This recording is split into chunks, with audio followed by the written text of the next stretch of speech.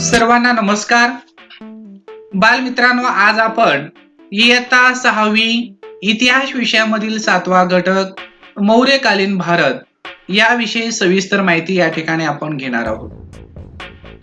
बालमित्रांनो, मौर्यकालीन भारत या घटकाचा स्पष्टीकरण मी या ठिकाणी नोटसह देण्याचा प्रयत्न केलेला आहे की या पाठीमागचं कारण देखील असंच आहे की इतिहास जाणून घेत असताना तो इतिहास कायमस्वरूपी आपल्या लक्षात ठेवण्यासाठी या ठिकाणी दिलेले जे काय नोट्स आहे तर ते काळजीपूर्वक तुम्ही वहीमध्ये लिहून घ्या, पुन्हा पुन्हा वाचा आणि कायमस्वरूपी लक्षात ठेवा.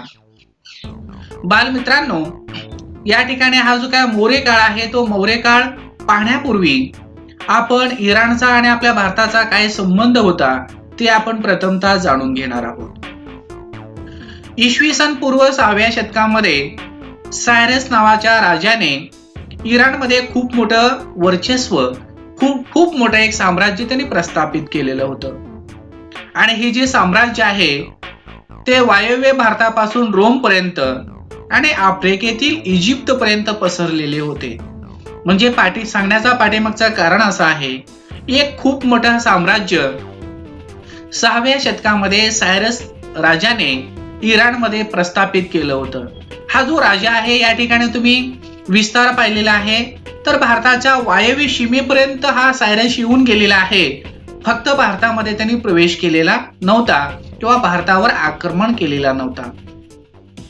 तदनंतर इराणमधील जो काय सम्राट दारविश आहे यांनी मात्र इसवी सन पूर्व 1518च्या सुमारास आक्रमण करून भारताचा जो वायव्येकडील प्रदेश आहे, वायव्येकडील प्रदेश आणि पंजाब पर्यंतचा काही भाग या सम्राट दारविशने जिंकून घेतलेला आहे.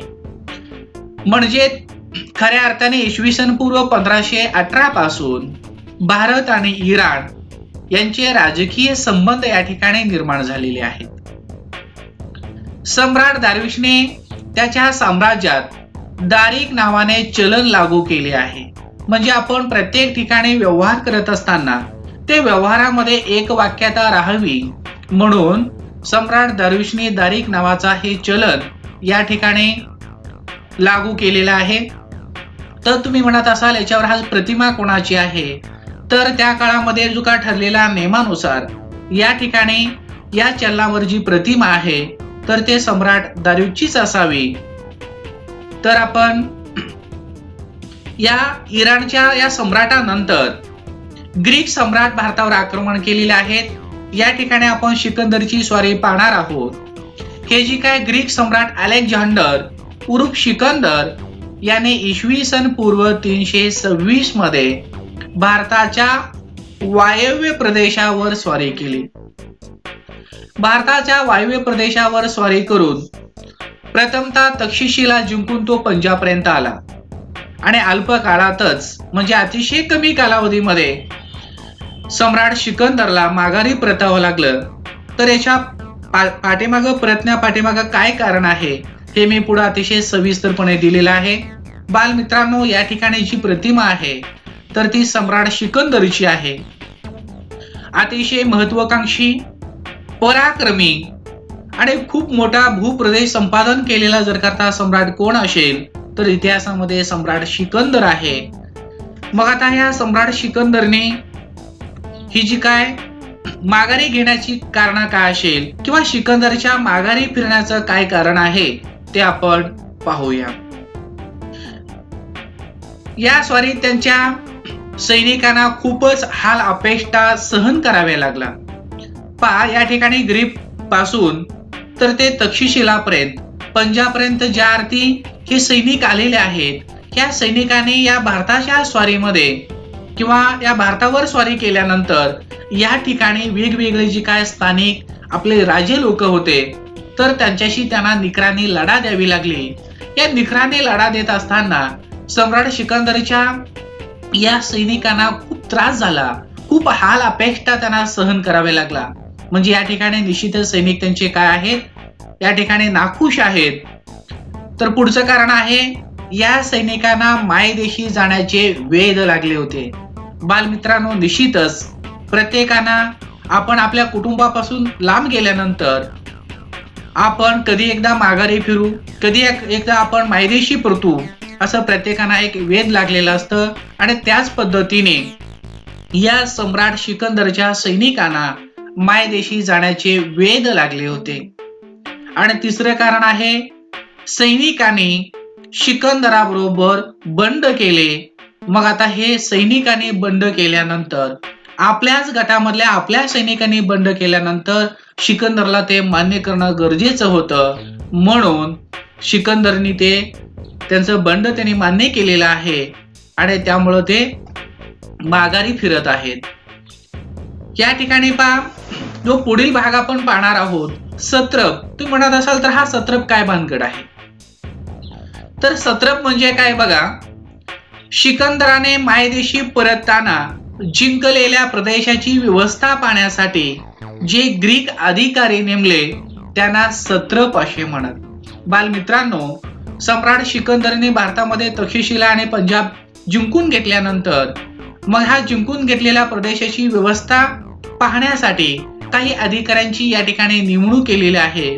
तर त्या नेमलेल्या अधिकाऱ्यांनाच किंवा ग्रीक अधिकाऱ्यांना सत्रप असे म्हणतात. मग या प्रतीच्या वाटेवर असताना आजचा जो काही इराक आहे, ते इराक मधील बॅबिलोन या ठिकाणी इसवी सन पूर्व 323 मध्ये सिकंदराचा मृत्यू झालेला आहे. म्हणजे ग्रीक देशामध्ये पोहोचण्यापूर्वीच इराकमध्ये बॅबिलोन या ठिकाणी सिकंदरचा इसवी सन पूर्व 323 मध्ये त्यांना अनंतात विलीन व्हावं लागलं. म्हणजे सिकंदरचा मृत्यू झालेला आहे. पुढे बघा, या ठिकाणी सिकंदरच्या स्वारीचे परिणाम आपण पाहणार आहोत. सम्राट सिकंदरने भारतावर स्वारी केल्यानंतर भारत देशामध्ये किंवा या स्वारीचा काही भारतावर परिणाम झालेला आहे का, ते निश्चितपणे आपण या ठिकाणी पाहणार आहोत. पहिला परिणाम आहे, भारताचा पश्चिमेकडील देशाशी व्यापार वाढला. म्हणजे सिकंदरने स्वारी केल्यानंतर भारताच्या पश्चिमेकडे असलेले जो काही इराण असेल, इराक असेल, ग्रीक असेल, असे जो काही देश आहेत, या देशाशी व्यापारी संबंध भारताचा वाढलेला आहे. दुसरा परिणाम आहे, ग्रीक इतिहासकारांच्या लेखनातून पाश्चात्यांना भारताचा परिचय झाला.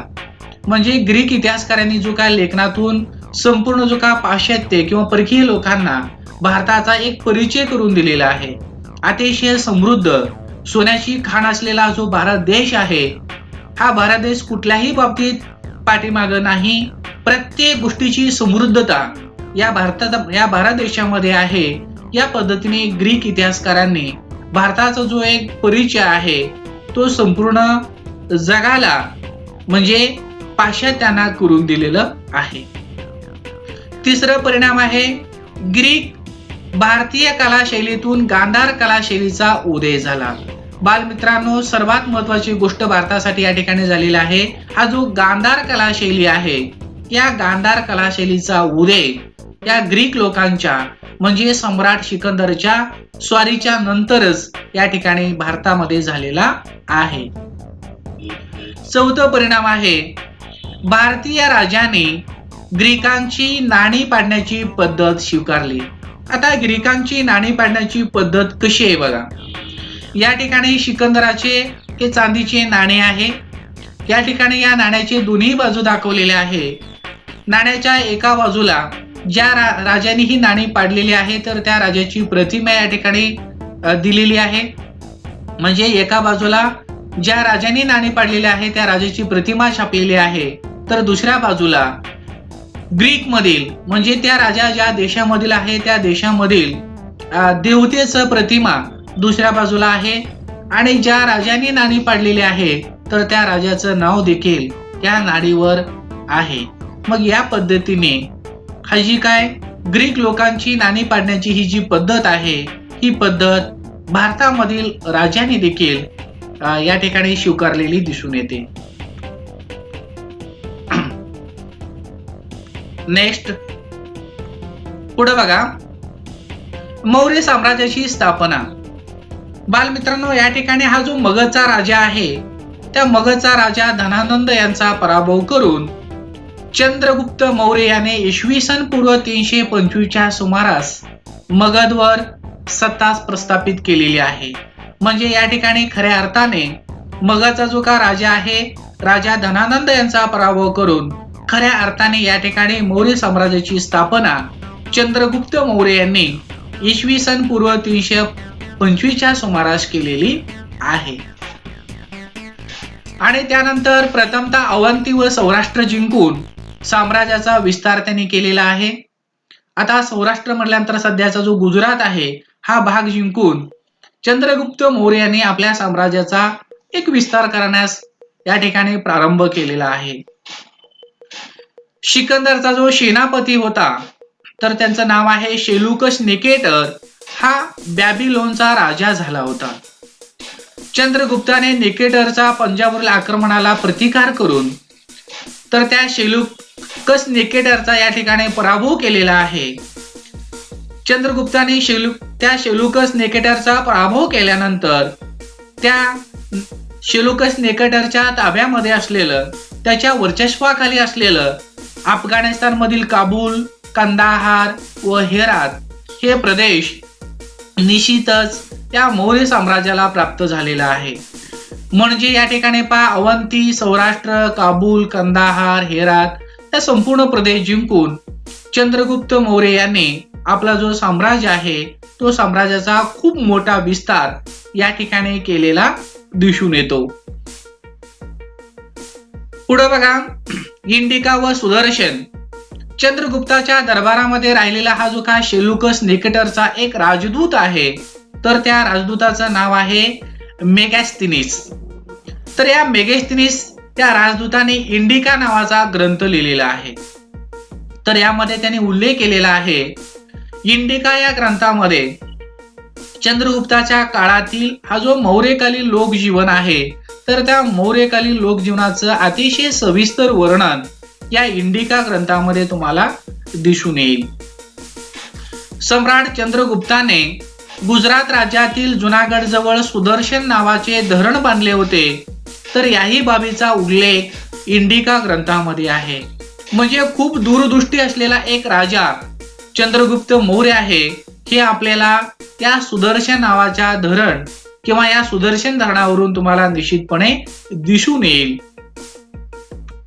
बालमित्रांनो, या ठिकाणी चंद्रगुप्त मौर्य नंतर सम्राट अशोकांचं या ठिकाणी आपण कार्यकिर्द पाहणार आहोत. सुरुवातीस अशोकांची नेमणूक ज्यावेळी बिंदुसार राज्य करत होते, बिंदुसार राज्य करत असताना सुरुवातीला अशोकांची जी नेमणूक आहे सम्राट अशोकाची नेमणूक तक्षशिला व उज्जैनी म्हणजे सध्याचा मध्य प्रदेश येथे राज्यपाल म्हणून त्यांची नियुक्ती झाली होती. राज्यपाल म्हणून त्यांनी कार्य करत असताना राज्यपालाच्या कारकिर्दीमध्ये तक्षशिला येथे झालेला जो बंड आहे हे बंड सम्राट अशोकाने या ठिकाणी मोडून काढलेला आहे. तर त्यांचा पराक्रम पाहून बिंदुसाराच्या मृत्यूनंतर इसवी सन पूर्व 273च्या सुमारास सम्राट अशोक या ठिकाणी मगधचे सम्राट झालेले आहे. त्यांचा जो साम्राज्य आहे ते अफगाणिस्तान व नेपाळ पासून कर्नाटक, आंध्र प्रदेश व बंगाल पासून सौराष्ट्र पर्यंत पसरले होते. म्हणजे खूप मोठा साम्राज्य चंद्रगुप्त मौर्यापासून ते सम्राट अशोकापर्यंत एक खूप मोठं साम्राज्य या मौर्य साम्राज्याचा झालेला आहे. तर ते निश्चितपणे तर त्यामध्ये विस्तार करण्याचा प्रयत्न या ठिकाणी सम्राट अशोकाने केलेला आहे. सम्राट अशोकाने सम्राटपद मिळवल्यानंतर 8 वर्षांनी आताचा जो ओडिसा मध्ये असलेला जो कलिंग आहे त्या कलिंग वर त्यांनी स्वारी केलेली आहे. या युद्धात झालेला जो रक्तपात आहे आणि हा जो रक्तपात आणि विनाश पाहून त्यांचे हृदय परिवर्तन झालेलं आहे. ज्या पद्धतीने शेतामध्ये पाटानं आपण पाणी द्यावं एखाद्या पिकाला त्याच पद्धतीने रक्ताचं पाट त्या ठिकाणी वाहत असताना रक्ताचे ओहळ त्या ठिकाणी वाहत असताना पाहून त्यांचा जो काय हृदय आहे तर तो हृदय परिवर्तन या ठिकाणी झालेला आहे.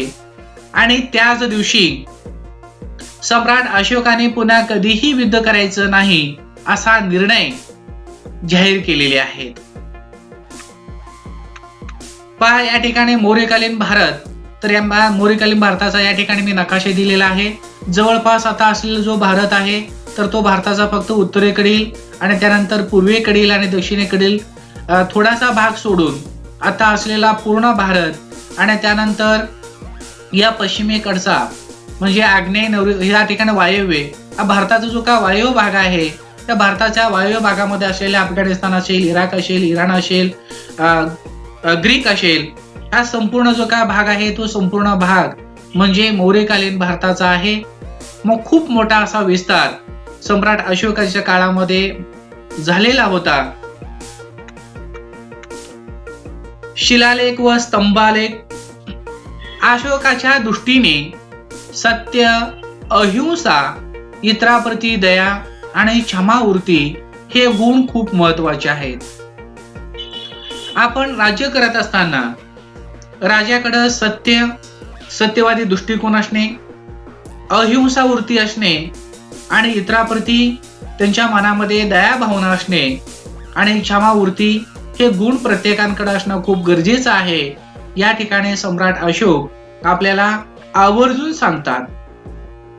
आपला संदेश लोकांपर्यंत पोहोचवण्यासाठी त्याने भारतभर शिलालेख व स्तंभालेख कोरून घेतले.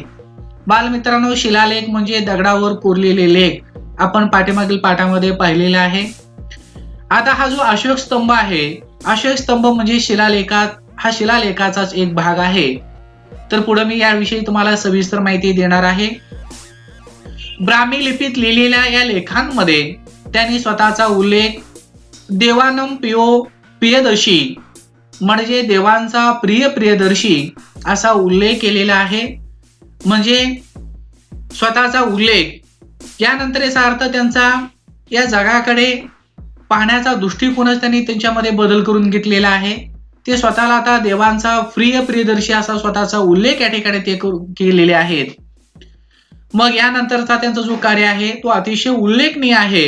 अतिशय मानवीय भावनेतून त्यांनी यानंतरचा कार्य केलेला आहे ते आपण पुढे पाहणारच आहोत. सम्राट अशोकाचे संदेश या ठिकाणी आपण पाहणार आहोत. माता पित्यांची सेवा करणे चांगले. म्हणजे निश्चितपणे प्रत्येकाने ज्या माते पित्याने आपल्याला जन्म दिला तर त्या माते पित्यांची आपण मनोभावे सेवा केलं पाहिजे. मनापासून आपण त्यांची सांभाळ केलं पाहिजे. या ठिकाणी ते सांगतात, ज्या विजयामुळे प्रेम भावना वाढते तोच खरा विजय. सगळ्यात महत्वाचं आहे बालमित्रांनो, या ठिकाणी ज्या विजयामुळे आपल्याला आपल्यामध्ये असलेलं जो काय प्रेम वृद्धिगत होतं, प्रेम भावना वाढते, तोच खरा विजय असतो. वटवाघळे, माकडे, गेंडे इत्यादी जे काय प्राणी आहेत या प्राण्यांची शिकार करू नये. आणि सर्वात महत्वाचं, वृक्षवल्ली आम्हा सोयरे वनचरे म्हणजे संत तुकाराम महाराजांनी वृक्षांचं जे महत्व सांगितलेले आहे तेच महत्व या ठिकाणी सम्राट अशोक आपल्याला सांगतात. जंगलात वणवे लावू नये. म्हणजे बरेचशी जी काय झाडे आहेत तर ते नष्ट होतात, नाहीसे होतात, जळून खाक होतात, म्हणून जंगलात वणवे लावू नये. सम्राट अशोकाचे धर्मप्रसाराचे कार्य आपण पाहूया. बालमित्रांनो, बौद्ध धर्माचा स्वीकार केलेला अशोकाने पाटलीपुत्र येथे बौद्ध धर्माची तिसरी परिषद भरवली आणि बौद्ध धर्माचा प्रसारासाठी मुलगा महेंद्र व मुलगी संघमित्रा यांना श्रीलंकेला पाठवले. मध्य व आग्नेय आशियात बौद्ध भिक्खूंना पाठवले. म्हणजे या ठिकाणी सम्राट अशोकाने बौद्ध धर्माचा प्रसार आणि प्रचार करण्यासाठी या ठिकाणी तयारी केलेली आहे. अनेक स्तूप आणि विहार त्यांनी या ठिकाणी बांधलेले आहेत. एवढेच नव्हे तर सम्राट अशोकांची लोकोपयोगी कामे आपण या ठिकाणी पाहणार आहोत. प्रजेच्या सुखसोयीवर त्यांनी भर दिलेला आहे. म्हणजे आपल्या राज्यामध्ये प्रत्येक जी काय लोक आहेत, प्रत्येक जी प्रजा आहेत, प्रजा म्हणजे लोक, ते अतिशय सुखी समाधानी राहिले पाहिजे. म्हणून आपल्या राज्यामध्ये असलेल्या प्रत्येक प्रजेच्या सुखसोयीवर सम्राट अशोकाने भर दिलेला आहे. लोकांसाठी तसेच पशूंसाठी मोफत औषध पाण्याची सोय सम्राट अशोकाने केलेली आहे. आणि आपल्याला आपल्या राज्याचा जर करता कमी वेळेमध्ये जर विकास करावायचा असेल तर रस्ते व्यवस्थित असणं खूप गरजेचं आहे. म्हणून त्यांनी रस्ते बांधले, रस्त्याच्या दोन्ही बाजू झाडे लावली, धर्मशाळा बांधल्या, विहिरी खोदल्या. म्हणजे सध्याच्या 21व्या शतकामध्ये ज्या गोष्टींची गरज आहे ती प्रत्येक बाब सम्राट अशोकाने तर त्यांच्या काळामध्ये ते पूर्ण केलेली होती. म्हणजे याचा अर्थ प्रजेच्या सुखसोयीसाठी अतिशय दक्ष असणारे राजा म्हणून सम्राट अशोकांची ख्याती त्याही काळामध्ये होती, आताही आहे. मौर्यकालीन राज्यव्यवस्था आपण पाहणार आहोत. बालमित्रांनो, मौर्यकालीन राज्यव्यवस्थामध्ये राजा हा प्रमुख असे, त्याला राज्यकारभारात सल्ला देण्यासाठी मंत्री परिषद असे आणि त्यानंतर वेगवेगळ्या स्तरावर अतिशय काम सुलभ रीतीने व्हावं म्हणून अधिकारी नेमलेले असत. सर्वांवर व शत्रूवर नजर ठेवण्यासाठी हेर खाते मौर्य काळामध्ये देखील होती. त्यानंतर आपण साम्राज्याचे विभाग आपण पाहणार आहोत. राज्यकारभाराच्या सोयीसाठी साम्राज्याचे 4 विभाग पडलेले होते. पाटलीपुत्र ही संपूर्ण साम्राज्याची राजधानी होती, परंतु प्रत्येक विभागाची देखील स्वतंत्र राजधानी होती. या ठिकाणी आपल्याला पाहावयास मिळेल. या ठिकाणी पहा, साम्राज्याचे हे 4 विभाग आहेत.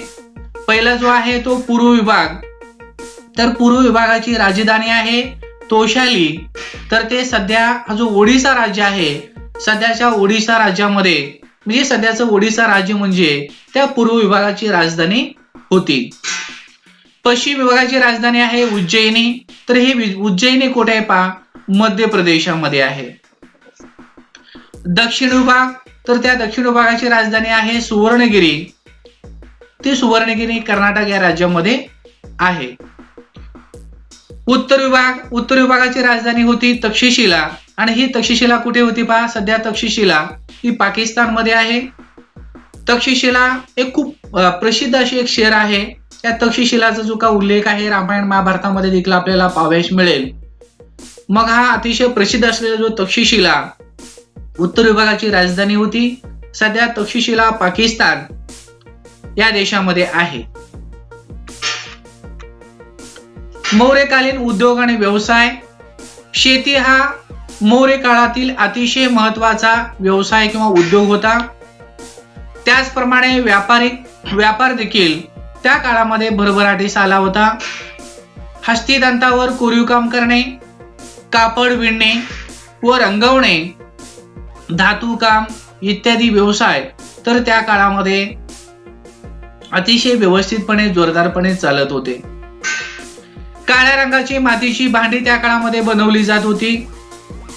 नौका बांधणी देखील करत होते. सर्वात महत्वाचं म्हणजे लोखंडाच्या वस्तू बनवण्याचे तंत्रज्ञान त्या काळामध्ये विकसित झाले होते. म्हणजे थोडक्यात वेगवेगळे व्यवसाय करून तर त्या काळामध्ये जे काय लोक आहे ते अतिशय सुख समाधानाने जीवन या मौर्य काळामध्ये जगत होते. तर मनोरंजन आणि खेळ या संदर्भात आपण माहिती पाहूया. नगरामध्ये म्हणजे शहरामध्ये व खेड्यात उत्सव व समारंभ साजरे केले जात. तर या सणाचा औचित्य साधून मनोरंजनासाठी नृत्याचे कार्यक्रम देखील या ठिकाणी घेतले जात होते. कुस्तीचे खेळ, रथांच्या शर्यती, सोंगट्यांचा खेळ, बुद्धिबळ इत्यादी खेळ देखील या ठिकाणी खेळले जात होते. बुद्धिबळाला अष्टपद देखील म्हणत असत. मग या पद्धतीने पहा, प्रत्येक नगरामध्ये उत्सव असेल, समारंभ असेल अतिशय आनंदाने साजरे होत. वेगवेगळे मनोरंजनासाठी नृत्याचे कार्यक्रम देखील होत आणि विविध प्रकारचे खेळ देखील वेगवेगळ्या नगरांमध्ये खेड्यांमध्ये खेळले जात होते. मग या सर्व गोष्टीवरून एक अतिशय संपन्न असलेला राज्य म्हणजे हे मौर्यकालीन राज्य आहे असं म्हणायला काय अडचण नाही. म्हणजे मौर्यांचा जो साम्राज्य आहे तर तो अतिशय भरभराटीला आलेलं आणि त्या ठिकाणी त्या साम्राज्यामध्ये असलेले प्रत्येक प्रजा देखील अतिशय सुख समाधानी नांदत होते. हे आपल्याला विविध बाबीवरून या ठिकाणी दिसून येते. मौर्यकालीन उद्योग आणि व्यवसाय. आताच आपण या ठिकाणी सविस्तर या बाबीविषयी माहिती पाहिलेली आहे. मौर्यकालीन कला, शिल्पकलेला व स्तंभकलेला महत्व या मौर्य काळामध्ये होती. स्तंभावर सिंह, हत्ती, बैल, घोडे यासारख्या प्राण्यांची उत्तम शिल्पे कोरलेली होती. सारनाथ येथील अशोक स्तंभावरील स्तंभशीर्ष, हा स्तंभशीर्ष ही भारताची काय आहे? राज्यमुद्रा आहे. बालमित्रांनो, याविषयी थोडंसं मी सविस्तर माहिती तुम्हाला सांगणार आहे. स्तंभावरील जे चक्र आहे तर भारताच्या राष्ट्रध्वजावर घेतलेले आहे. बिहारमधील बराबार टेकड्यांवरील किंवा बराबार टेकड्यांमधील अशोककालीन लेणी ही भारतातील सर्वात प्राचीन लेणी आहेत. बालमित्रांनो, या ठिकाणी ही जे स्तंभशीर्ष आहे, या स्तंभशीर्षाला आपण भारताचे बोधचिन्ह किंवा राज्यमुद्रा असेही म्हणतो आपण. आणि हे जे प्रतीक आहे सारनाथ येथील अशोक स्तंभावरून स्वीकारले आहे. हे प्रतीक भारताच्या पहिल्या भारतीय प्रजासत्ताक दिनाच्या दिवशी म्हणजेच 26 जानेवारी 1950 रोजी स्वीकारले गेले आहे. सारनाथ येथील मूळ स्तंभामध्ये स्तंभाच्या अगदी वरच्या भागात 4 उभे आशियाई सिंह कोरले आहे. तुम्ही म्हणत असाल तर आपल्याला तर या ठिकाणी चिन्ह दिसतात, तर एक जो सिंह आहे तर तो पाठीमागच्या बाजूला आहे म्हणून आपल्याला दिसत नाही. फक्त 3 सिंह दिसतात, तर एकूण याच्यावर 4 सिंह आहे. तर या सिंहाखालच्या पट्टीवर पूर्वेकडे हत्ती, पूर्वेकडे पहा या ठिकाणी या पूर्वेकडे काय आहे? हत्ती आहे. पश्चिमेकडे घोडा आहे. दक्षिणेकडे बैल आहे. दक्षिणेकडे बैल आणि उत्तरेकडे एक सिंह कोरला आहे. प्रत्येक जोडीमध्ये एक अशोक चक्र कोरले आहे. हे संपूर्ण शिल्प या उलट्या कमळावर उभे आहे. मग या ठिकाणी तुम्ही म्हणत असाल प्रत्येक ठिकाणी या प्रत्येक खालच्या हा जो काय तिरप्या बाजूवर हे चक्र कोरलेलं आहे, परंतु आपल्याला फक्त एकच चक्र समोरून दिसतोय. हे बाकीचे जे चक्र आहेत तर ते बाजूला आणि पाठीमागच्या बाजूला आहेत म्हणून दिसत नाही. पुढे बघा, तर भारताच्या राजकीय प्रतीकांमध्ये मूळ स्तंभावरील काही भाग दिसतो. यामध्ये 4 पैकी 3 सिंह आपल्याला दिसतात. 3 पैकी 1 सिंह समोर बघतो आपल्याला दिसते. त्यानंतर बाकी 2 सिंह उजव्या व डाव्या बाजूला असल्यामुळे दिसत नाही. 1 सिंह मागे बघत आहे. त्याखाली मध्यभागी अशोक चक्र आहे. अशोक चक्राच्या डाव्या बाजूस घोडा व उजव्या बाजूला बैल आहे. तर खाली देवनागरी लिपीमध्ये सत्यमेव जयते लिहिलेलं आहे.